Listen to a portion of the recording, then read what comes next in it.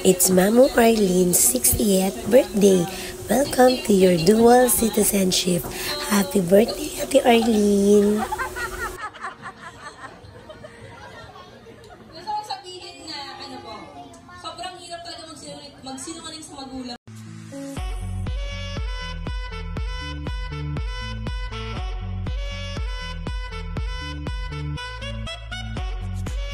Hi guys! Welcome back to my channel. So for today's vlog, samahan niyo ako. Pasensya na sa boses ko kasi galing pa ako sa sakit.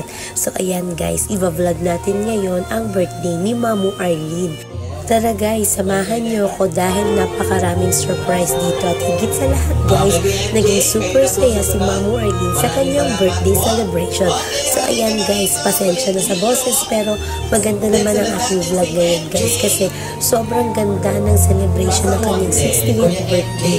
Akalain niyo ba guys na meron siyang 15 roses na talaga namang pinaghandaan ng kanyang mga anak.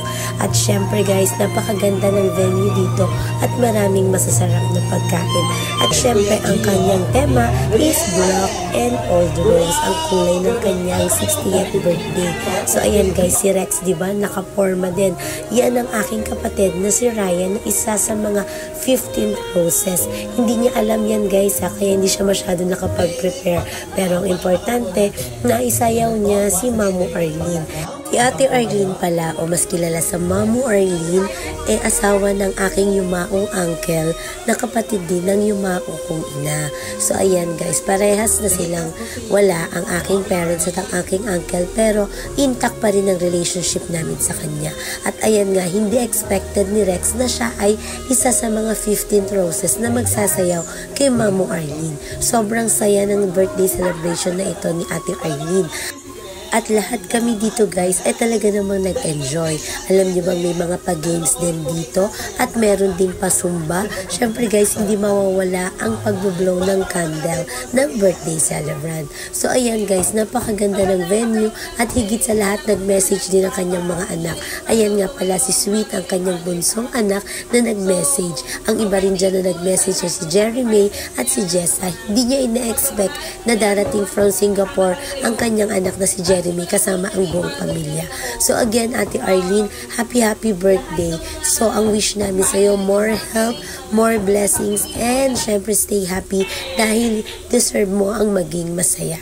At ayan nga ang kanyang mga kaibigan na nakiselebrate din sa kanyang birthday celebration. Okay. So again guys, samahan niyo pa ulit ako sa mga susunod ko pang vlogs dito lamang sa aking YouTube channel. At ayan na ang pagbublow ng kanyang candle na hawak-hawak ni Kuya Glenn. So again, don't forget to subscribe, like, and share my video.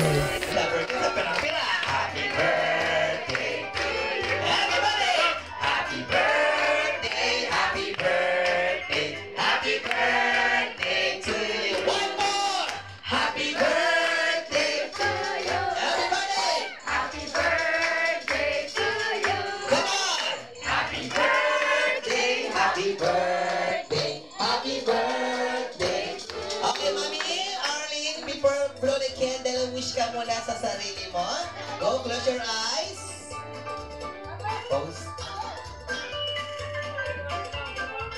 Ayan, okay, 1, 2, 3, Mami, blow. Palakpakan. Kiss mo na. Happy birthday, Mami Arlene. So again guys, samahan niyo pa ako sa napakarami ko pang vlogs. Don't forget to subscribe, like, and share my video.